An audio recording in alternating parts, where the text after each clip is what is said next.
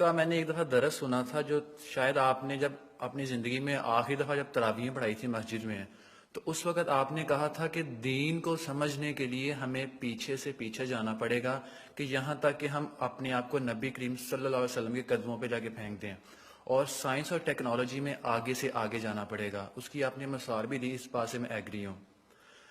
جب میں اس روٹ آپ نے ایک مثال بھی دی تھی کہ سائنس میں آگے سے آگے جانا چاہیے، تو میں نے اکثر دیکھا ہے اس فیلڈ میں آ کے کہ جتنے بھی علماء کرام ہیں، جب وہ ہر ایک کہتا ہے کہ آپ ابو حنیفہ کو فالو کر لیں، امام مالک کو فالو کر لیں، امام شافعی کو فالو کر لیں، میں آپ سے یہ پوچھنا چاہتا ہوں کہ ہم یہ کیوں نہیں کہتے کہ حضرت ابو بکر صدیق کو فالو کر لیں، عثمان کو فالو کر لیں، علی کو فالو کر لیں؟ کیونکہ میں جس لیول میں پڑھتا ہوں نا، میں اسٹوڈنٹس میں، جب میں اسٹوڈنٹس کو بات کہتا ہوں تو اسٹوڈنٹ مجھ سے یہ پوچھتے ہیں کہ ہم ان لوگوں کو کیوں فالو کریں، ہمیں چاہیے کہ ہم نبی کو فالو کریں، صحابہ کو فالو کریں، انہیں کو فالو کریں۔ تو اس میں ذرا کنفیوژن ہے، تو اس میں ذرا کلیئرٹی تھوڑی سی کر دیجیے ذرا۔ دیکھیے، ہمیں دین اگر سمجھنا ہے تو ہمیں پیچھے کے پیچھے جانا پڑے گا یہاں تک کہ حضور تک پہنچ جائے۔ البتہ حضور تک پہنچنے کا مطلب کیا ہے؟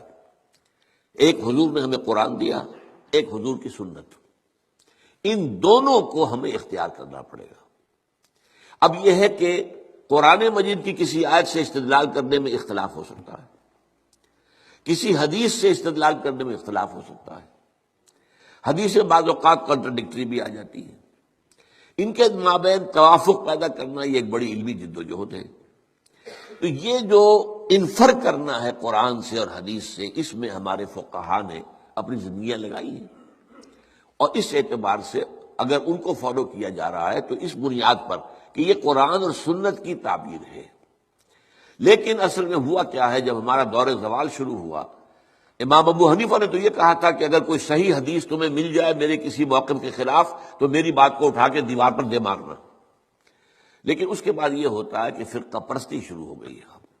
یہ فرقہ پرستی جو ہے اس نے ساری خرابی کی ہے، ورنہ ہم یہ سمجھیں، اور میں نے اس کے اوپر جو ہے ایک انٹرویو بھی میں نے حال ہی میں دیا ہے، اور میں نے یہ 20 اگست 1980 کو تقریر کی تھی علماء کنونشن کے اندر، جو ضیاء الحق صاحب کے دور میں علماء کنونشن 2-3 ہوئے تھے، ان میں سے پہلا کنونشن جو تھا اس میں میں بھی شریک تھا۔ اس میں نے تقریر کی تھی کہ ان فقہی اختلافات کا حل کیا ہے۔ تو میں نے کہا تھا کہ جہاں تک تو فیملی لاز ہیں اور پرسنل لا، اس میں ہر فقہ کو کھلی آزادی ہونی چاہیے، کیونکہ بڑے سینسیٹیو ایشوز ہیں۔ عقائد کا معاملہ ہے تو سینسیٹیو ہے۔ اب نماز میں فرض کیجئے یا روزے کے اندر اگر آپ طے کر دیں فلاں وقت پر روزہ کھولنا ضروری ہے، تو ہو سکتا ہے کسی فقہ کے نزدیک اس وقت روزہ کھولنا درست نہ ہو۔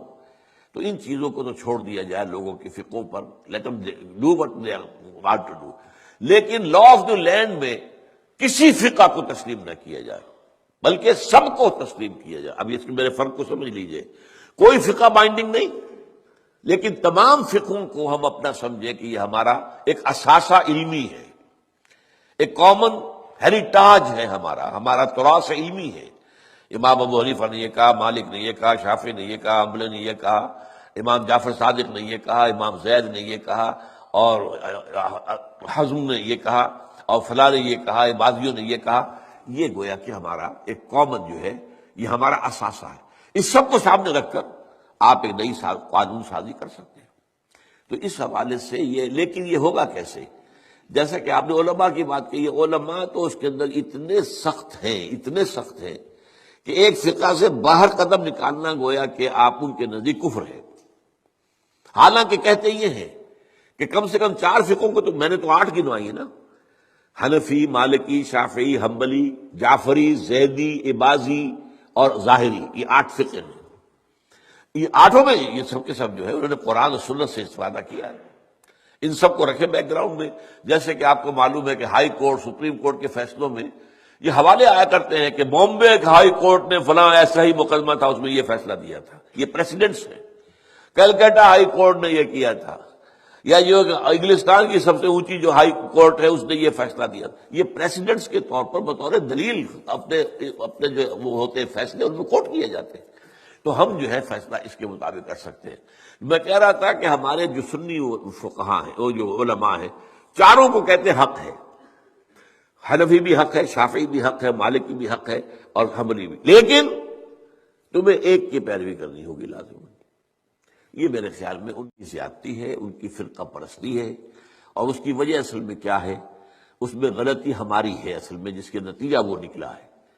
ہم نے نہ دین پڑھنا ہے نہ سیکھنا ہے، ہم نے ایک مولوی کلاس پیدا کر دی ہے، ایک پروفیشن پیدا کر دیا ہے، حالانکہ اسلام میں کوئی مولوی پروفیشن نہیں ہے، اسلام میں کوئی پاپائیت نہیں ہے، اسلام میں کوئی برہمنزم نہیں ہے۔ یہ نہیں ہے کہ جب تک برہمن نہیں آئے گا شادی نہیں ہو سکتی، جب تک برہمن نہیں آئے گا ارتھی جو ہوتی ہے اس کو آگ نہیں لگائی جاتی ہے، نہیں ہو سکتا۔ ہمارے یہاں کوئی برہمنزم نہیں ہے، لیکن چونکہ ہم تو پڑھتے نہیں، ہم نے تو اپنے آپ کو اور طرف لگایا ہوا ہے۔ تھوڑی سی دینی بنیادی معلومات حاصل ہوں، قرآن اور حدیث کا علم کچھ ہو، تو ہر شخص نماز پڑھا سکتا ہے، ہر شخص جو ہے اپنی بیٹی کا نکاح خود پڑھائے، ہر شخص جو ہے وہ اپنے والد کا جنازہ خود پڑھے، تو وہی گویا کہ پروفیشنل ختم ہو جائے گا۔ تو چونکہ یہاں فرقہ پرستی ہوئی، پروفیشنلزم آیا، اور پروفیشنل میں آپ کو معلوم ہے کہ پروفیشنل جیلسی از دی رول، اس میں تو جو ہے ایک دوسرے سے حسد اور بغض اور ایک دوسرے کے خلاف، یہ تو لازم ہے۔ تو یہ اصل صورتحال بگڑی ہوئی ہے۔ اس کا علاج یہی ہے کہ آپ کمر ہمت کسے، خود قرآن اور حدیث کو پڑھے، اللہ کا نام لے اور کمر کسے۔ یہی کام ہم نے کیا، میں نے یہی کیا، میرا پیشہ تو نہیں تھا، میں مولوی تو نہیں تھا، میرے پاس کسی مدرسے کی سند تو نہیں ہے، 40 سال میں نے جمعہ پڑھایا ہے الحمدللہ، درس قرآن میں 50 سال سے دے رہا ہوں الحمدللہ۔